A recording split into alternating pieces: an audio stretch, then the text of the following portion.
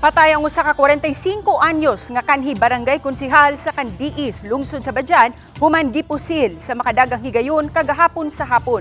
Samdan usab ang gikaistorya sa biktima kinsa naangin sa pagpamusil. Ani ang report ni Femri Dumabo.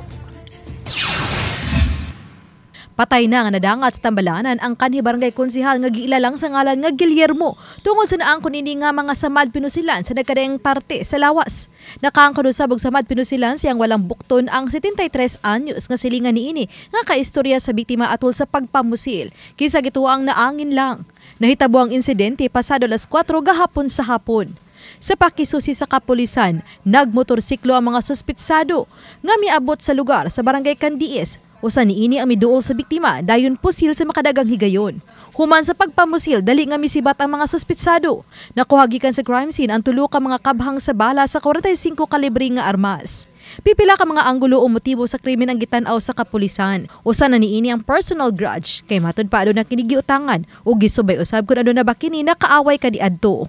Lakip sa subayon pa sa kapulisan ang giingon nga pagka-supporter niini o pagka-barangay coordinators o sa kapolitiko sa lungsod sa Badian. Subject for investigation pa yan. May mga proseso tayong para pagpagdaanan para masabi natin na leader o ano man siya ng isang politiko, sir. Isa lang po tinitignan natin, sir, is personal grudge. Doon lang po muna tayo mag-focus, sir. Personal grudge ng tao kasi siyempre, sir, lahat naman yung taong to, siyempre may mga nagsasabi kasi na may mga before may mga naging may mga nakaaway siya, so nakaalitan siya, so doon natin po titignan yung lakip sa gisubay sa kapulisan kuno na ba yung mga CCTV camera palibot sa crime scene. Ongoing pa po yung investigation natin. Medyo malayo po yung lugar kaya naghahagilap pa tayo ng mga pwedeng maging witness natin. Samtang mato ni Attorney Francisco Pobe, Regional Director sa COMELEC 7, nga tanang krimen nga nahitabo ning election period ang matag nga election related. Apan magpaabot sila sa kung unsay resulta sa investigasyon sa kapulisan. Una agyud nga matawag na nila nga election related ang hitabo. Sama na lang niining pagpamusil nga nahitabo sa lungsod sa Badian. Di usab pa kini makaapektar sa kategorya si areas of concern ning umaabot nga piniliay.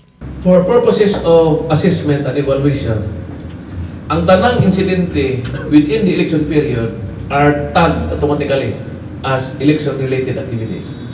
But along the way, during the investigations, that is where we are going to inform the public whether that incident is isolated, personal, or really election-related activities.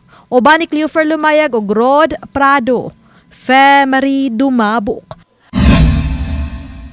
Balitang Bisdak.